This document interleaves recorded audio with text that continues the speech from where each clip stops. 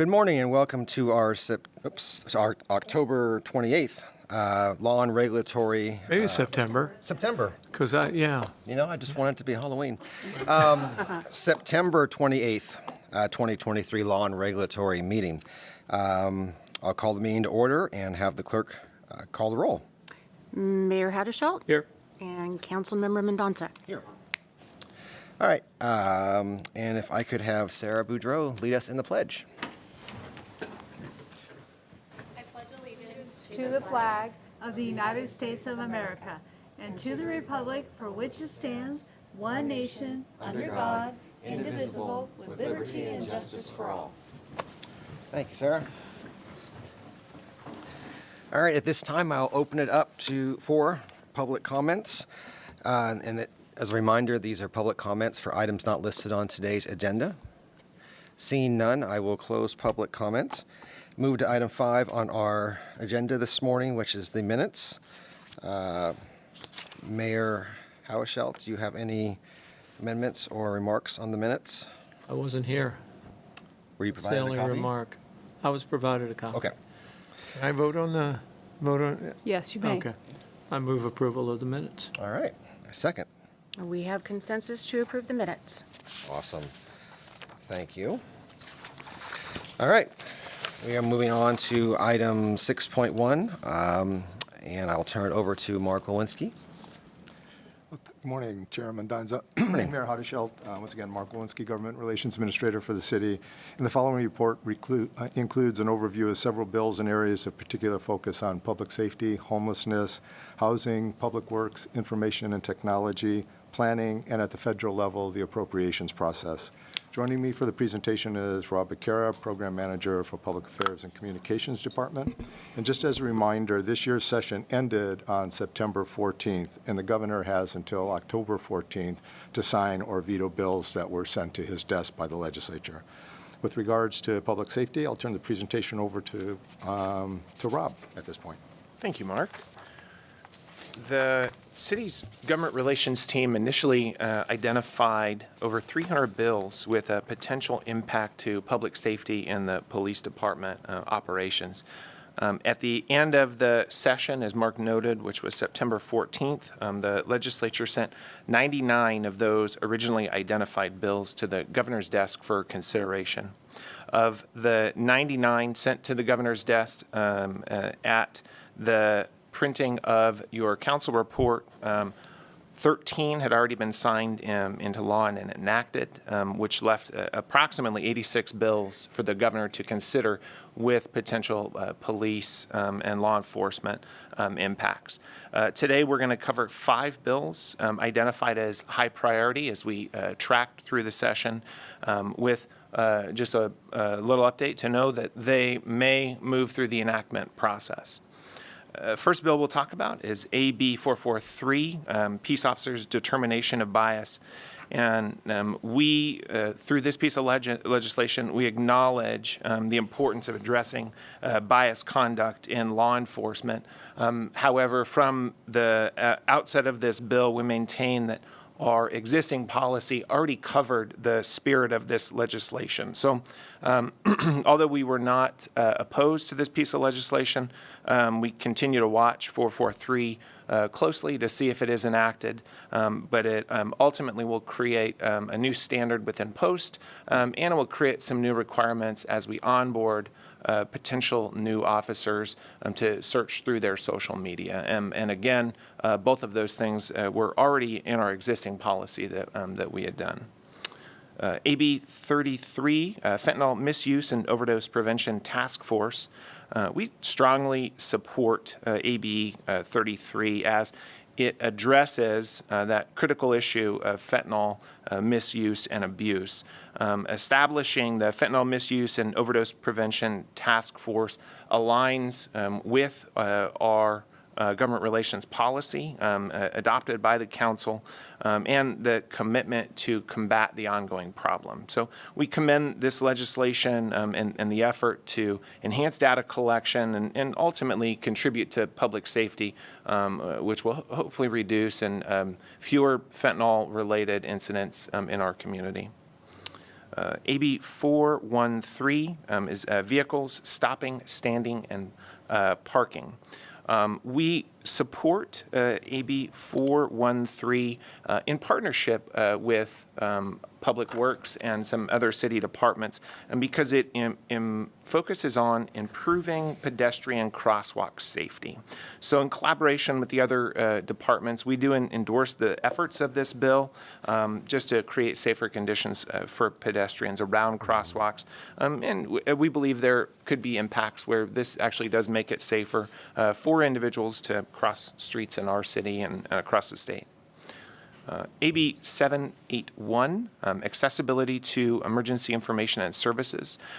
We supported the efforts of 781, recognizing the importance of accessible emergency services. This legislation provides cooling and warming centers that accommodate persons with pets, which aligns to our commitment to reducing barriers for those seeking refuge during extreme heat.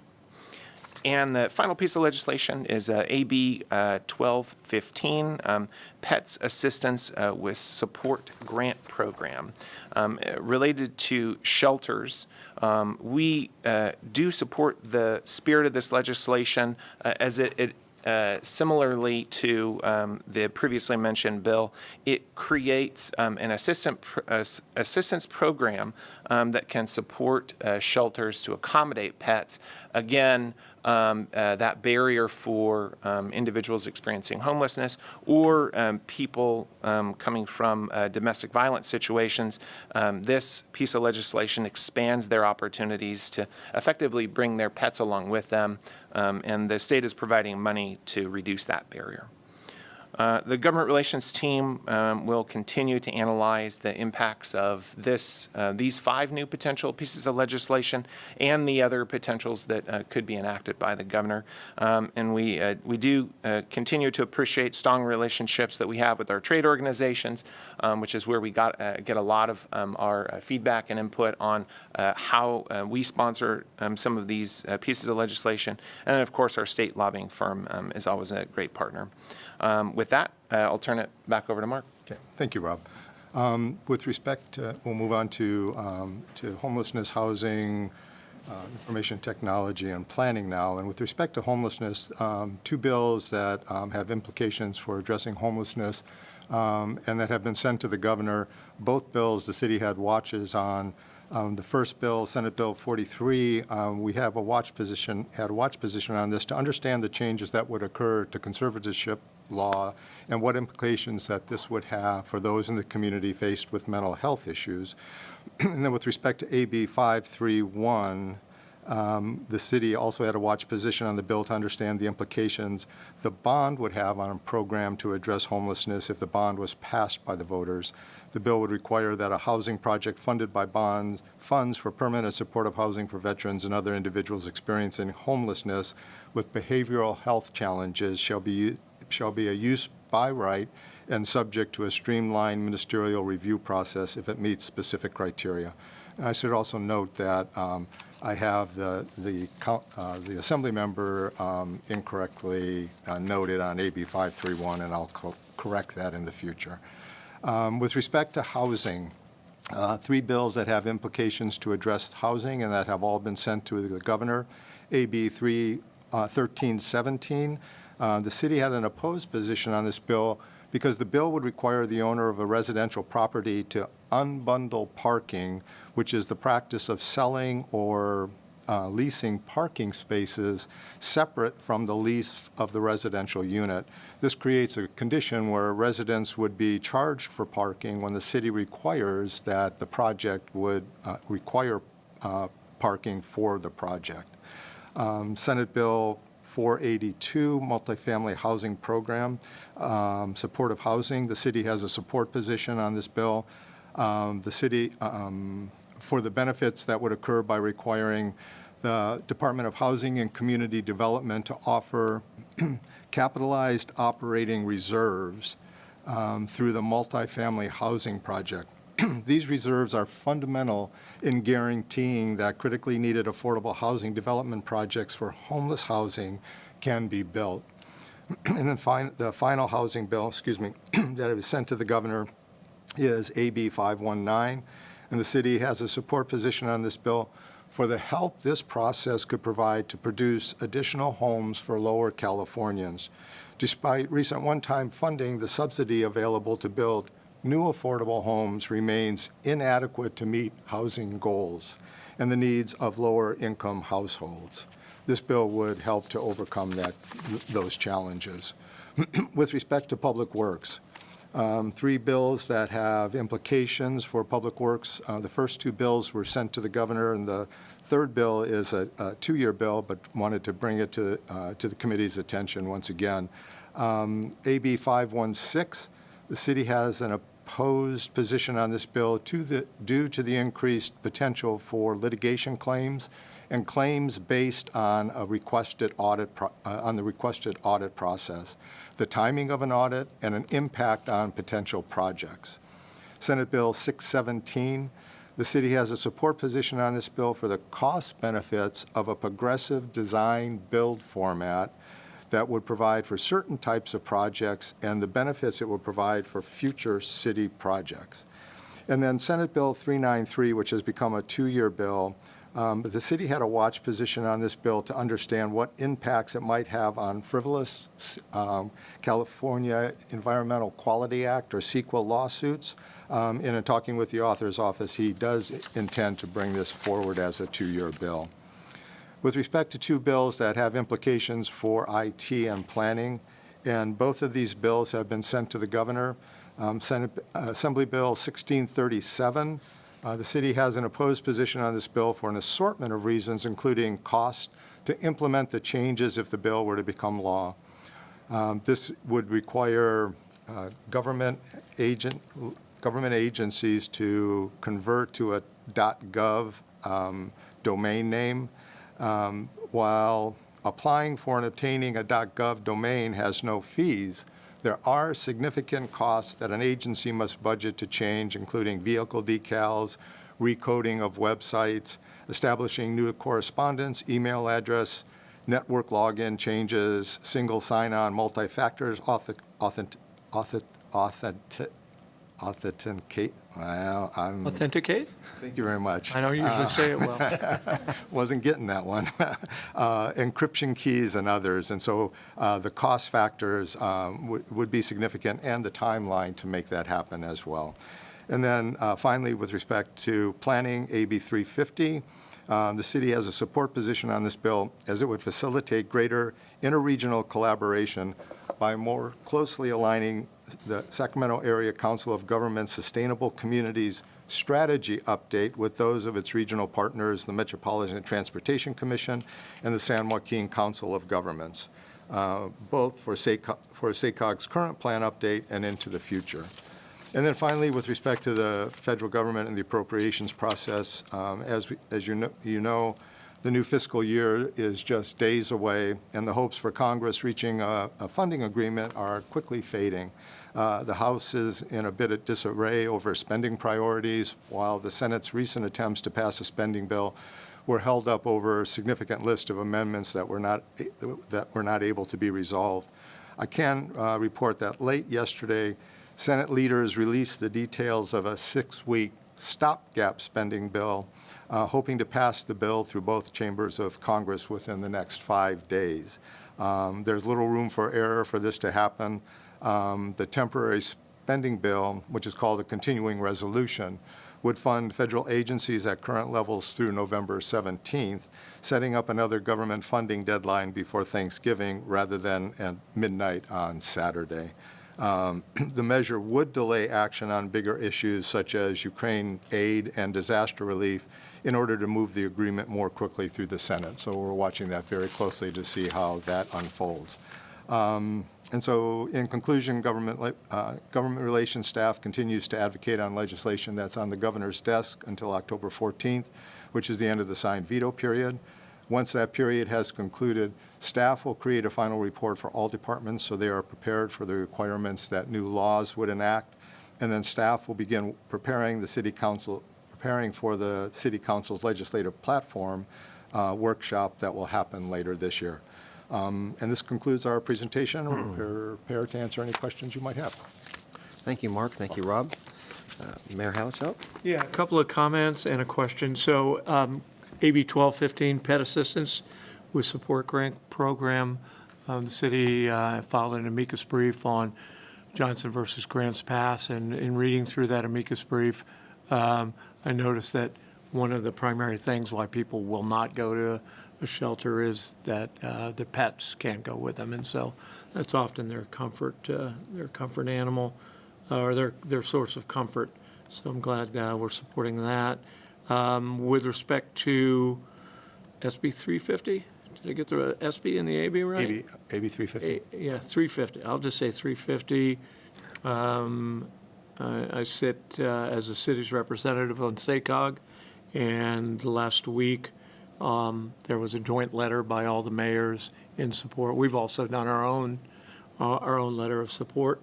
Then my question is with respect to AB 43, the Eggman bill, which passed the Senate and the Assembly with no negative votes. Can we send a letter of support? We are working on that. Okay, thanks. Thanks, Mr. Chairman. Bruce covered two of mine, so thank you, Mayor Hauschelt. I did have one other one, though, on SB 531. The verbiage that was put up on the slide was veterans and others. Am I to understand, or do you know, if SB 531 is geared to give veterans a preference, or was that just to make sure that veterans were included? It was to make sure that veterans were Okay. included, to specifically call them out. Cool. Always looking to make sure our veterans are taken care of. All right. That does it for me. Thank you very much, gentlemen. At this time, I will open it up for public comment. Seeing none, I will close public comment, and we'll welcome up Amber Blixt for our Electric Department Priority Legislation update. Good morning, Amber. Good morning, Chairman Donza, Mayor Hauschelt.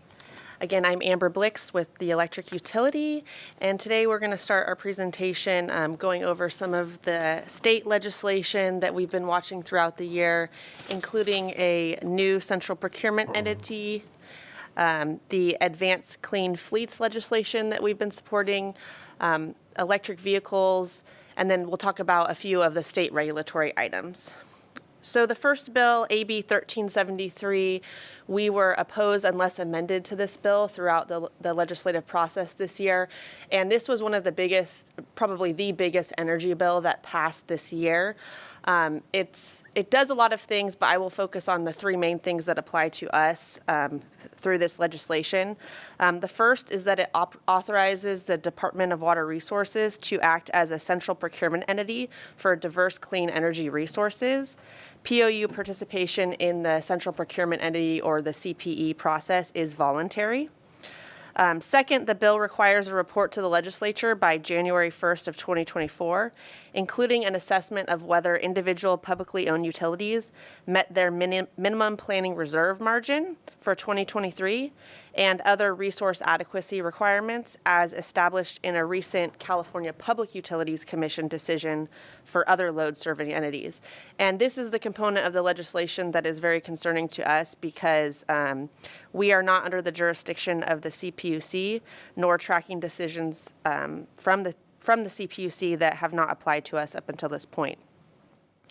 Third, for POUs that are in the CAISO, this bill would assess a capacity payment on publicly owned utilities that did not meet their minimum planning reserve margin in the same month that the state's strategic reliability reserve was activated. So this portion is not really applicable to Roseville because we are in the Balancing Authority of Northern California, or BANC. So the governor has indicated that he will sign this bill, but we continue to express opposition to the bill throughout the process so that our concerns could be recognized as part of the implementation process for this bill, or in the case that there would be cleanup legislation to address this next year, which there may be. So we're continuing to track this. Like I said, the governor is expected to sign it. We will await that, his signature. The next bill, AB 1594, is a bill that we've been supporting, And this is in relation to CARB's Advanced Clean Fleet, or ACF, rule that requires medium and heavy-duty vehicles to be purchases to be 50% zero emissions beginning in 2024 and 100% beginning in 2027. AB 1594 makes accessing existing exemptions more appropriate, and we were supporting this as it was introduced collaboratively by CMUA, NCPA, and the Southern California Public Power Authority. And we submitted a signature request to the governor on this a few weeks ago, and we're hopeful that he will sign it. We think it's necessary for maintaining the ability to provide reliable service, emergency response, and mutual aid. The next bill, SB 233, was dealing with bidirectional capability for EV supply equipment. This bill actually ended up being held at the end of the session after we submitted our report, so it's now a 2-year bill. They are going to continue efforts on this next year, so we'll continue to watch it, but not one that we need to monitor too closely right now. In terms of the state regulatory items, the first is the California Independent System Operator Extended Day-Ahead Market that I wanted to provide an update on. We circulated a GIM on this in the August timeframe this year.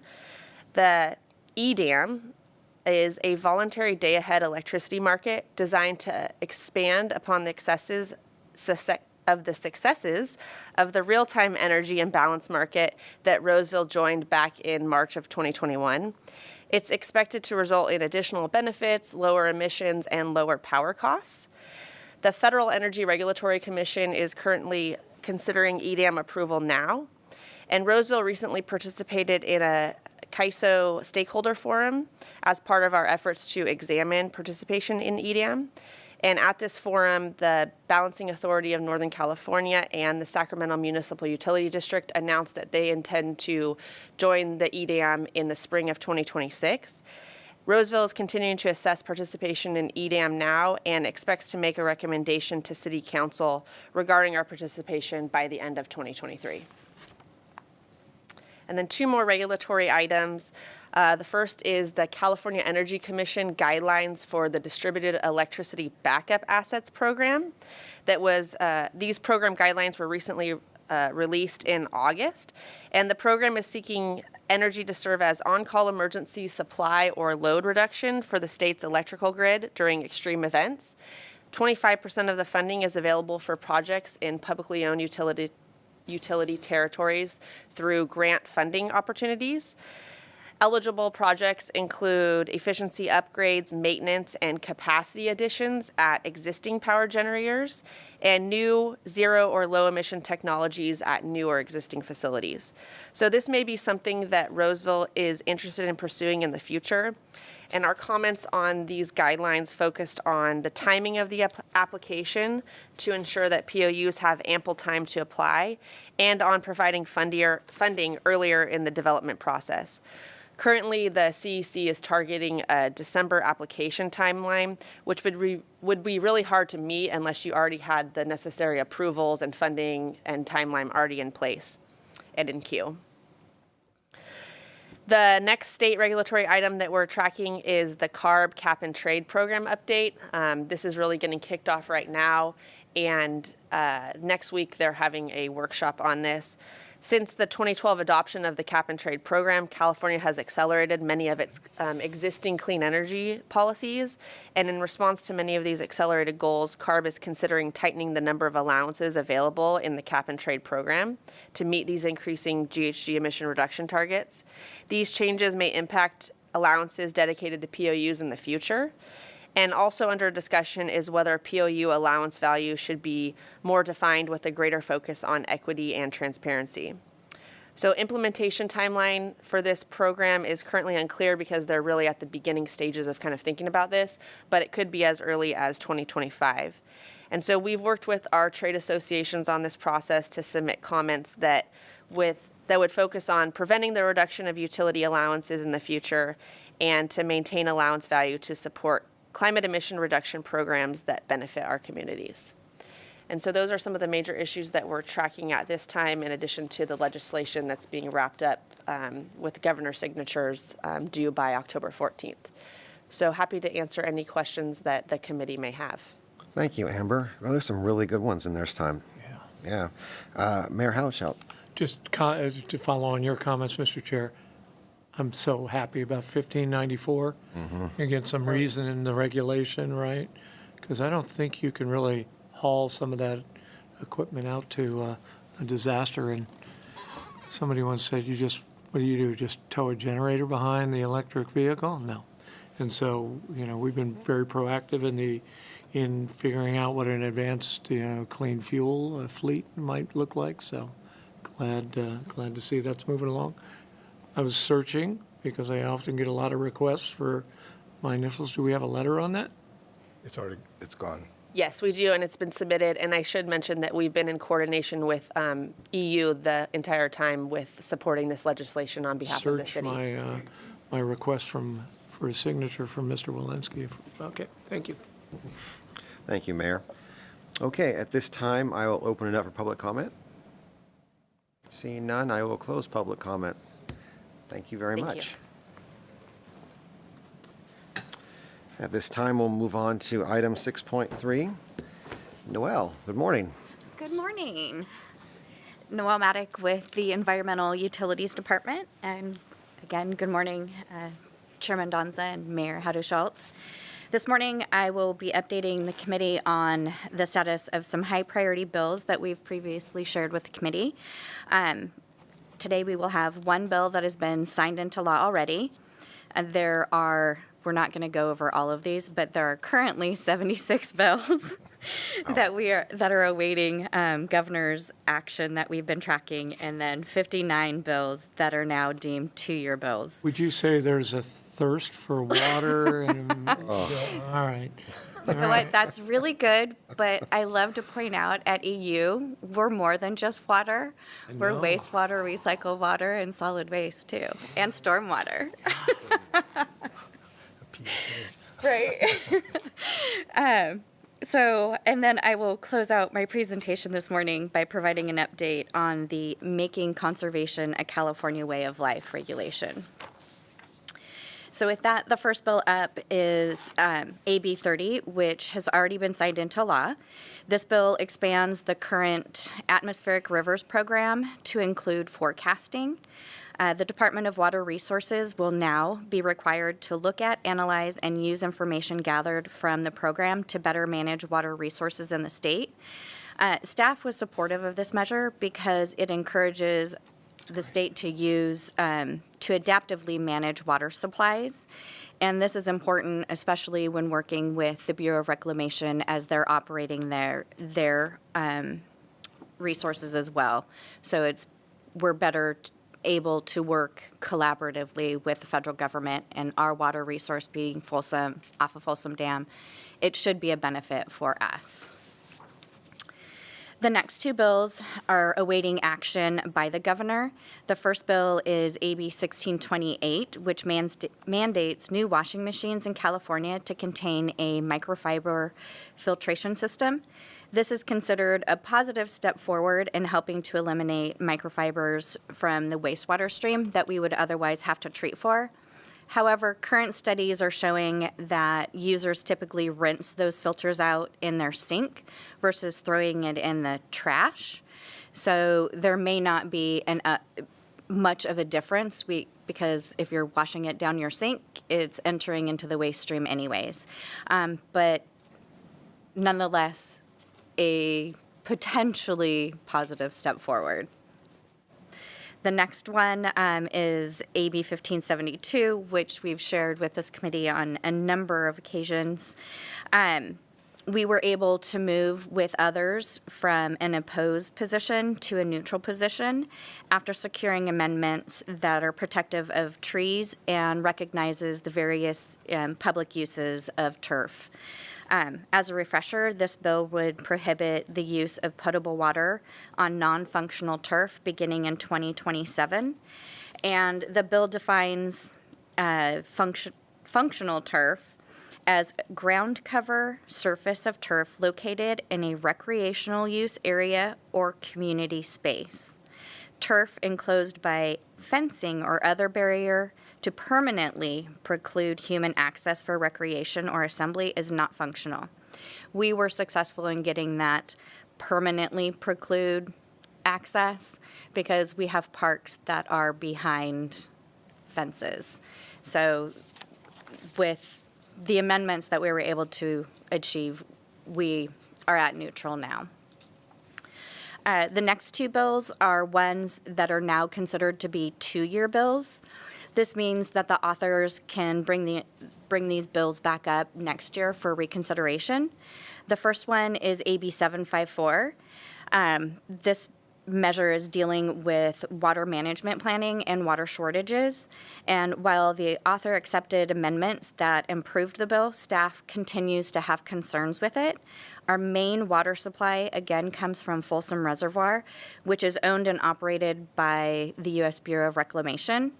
This means that we would be subjected to the provisions of this bill, which, in addition to not being the owner and operator of the reservoir, Roseville's not the only user of the reservoir either. And so that makes implementing these requested provisions difficult at best. And it also means additional coordination.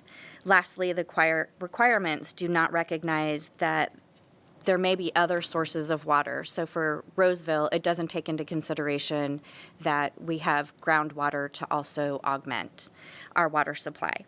So Roseville worked with our coalition partners and were able to get this bill held on the suspense file in the Appropriations Committee. The next measure is AB 1573, which requires DWR to make specific changes to the model water efficient landscape ordinance. The MWELO, much prefer to say that, is a landscape design requirement. And I will always keep reiterating, it's a design requirement that applies to any landscape project that is greater than 500 square feet that requires a permit, plan check, or design review. And it also applies to existing landscape rehab projects that are over 2,500 square feet. So this is a measure that would affect the city of Roseville as a whole, not just environmental utilities. So we've been coordinating closely with Mark on this measure. We do have a watch position on it. We have received comments from the community in support of the measure. And since we have a watch position on it, and we've brought this before, I just wanted to bring it back today just to let everybody know it is stalled in the legislative process. And with that, I will move on to the fun one, the Making Conservation a California Way of Life. So with the passage of SB 606 and AB 1668 in 2018, the State Water Resources Control Board, in consultation with Department of Water Resources, was mandated to develop regulations to implement the intent of those two bills, which make up are more commonly referred to as the Making Conservation a California Way of Life legislation. Now it's the regulation. On August 18th, the State Water Board initiated the rulemaking process when they released the draft text of the proposed regulation. The regulation will impose a new way of managing urban water use throughout California. And through this regulatory framework, Roseville will have its own individualized water use objective that covers the city's population and service area. The final regulations will be adopted in probably about 12 months, with the first public hearing occurring on October 4th. To give everyone an idea of what Roseville's water use objective will be comprised of, I would like to share the formula. As a disclaimer, this gives EU the water budget. It isn't a water budget for each individual person. So this applies just to the water agency. There's supposed to be flexibility within each of these elements to choose where we focus our resources and attention. However, there are two fixed elements of this. The first one is the residential indoor standard, which was set in statute last year by SB 1157, that if you remember, we talked about it, but I'm living it, so I'll refresh. In 2025, each resident would be allotted, to get our budget, 55 gallons per person daily, and then it would move down to 47 gallons GPCD, and then finally eventually go down to 42 gallons per person per day. So just on that one element, each of these elements has numerous formulas that go underneath it, so I'm going to try and stay very high level. So the residential indoor would be calculated by our population times the GPCD times 365. And that would give our agency a budget for how much water for indoor use. The other fixed element is the water loss. This is now a regulation. SB 555 was passed, and I don't remember the year specifically, but it mandated that regulations be implemented to make water agencies more efficient by trying to make sure that they are looking at water loss within their systems. So Roseville has followed that process as well. We've looked at it. We have about a 20 over where we were at a specific point in time. We have to improve by 25%. So those two numbers are locked in. The other elements are the residential outdoor, commercial, institutional, and industrial outdoor. There are some variances that are allowed. Some are for agriculture, residential agriculture, and other items. And then there are recycled bonuses, recycled water bonuses, and there is a bonus if, as an agency, especially like EU, where we have wastewater services as well, we can apply to get a little bit more water because we are recycling our water. And if there are implications to the wastewater system, or there's too much salt in our recycled water, we can apply to have a bonus to be able to have more water. So that is what composes what our budget will be. The State Water Board has a handy little tool online that reduces all of this into a number for you of what you need to conserve. And so without any adjustments or any variances or anything, EU's goal in 2025 would be a 0% reduction, which is really great. And then in 2030, we would have to reduce overall water use by 9%. And then in 2035, that would be bumped up to 13%. That is not cumulative. It is cumulative. So it would just be a total of 13% by 2035. I will note that it is only through all of the amazing work of the staff at EU for being proactive since the passage of the legislation in 2018, plus the work on the water loss, that we do have that 0% in 2025. So that concludes my presentation this morning, and I'm happy to answer any questions. Thank you very much. Wow, that's quite a lift. The last one. You said 2035 was the target? Yes. And it's a 13% reduction by that date Yes. total? Yes. Wow. Okay. Mayor Havishel? Yeah, excuse me. You think this is a list? You should see what's not on this list. This man lives water, so. And, well, my colleague at Northern California Water Association, yeah, there's a lot of murmuring going on. So there are a lot of bills. This was a very dynamic session, and a lot of real threats to water rights and water stability on a variety of things. So congratulations on not having to report on a number of bills by Rebecca, Bauer, KI could never say. And then I noticed that, that Senator Caballero's water management bill didn't make it out of anything. So that's something we support, right? It was. There were two measures. Her measure was held and will likely be brought back next year. All right. Yeah. Sarah, you, the whole team, right? It was a very dynamic session. That's it. Cool. All right. I'll open it up for public comment at this time. Seeing none, I will close public comment. Noel, thank you very much for Thank your you. update.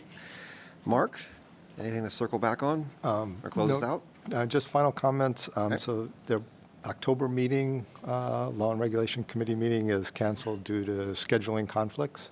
And so that means that the next meeting is on Monday, November 13th at 3 p.m. Here in the council chambers.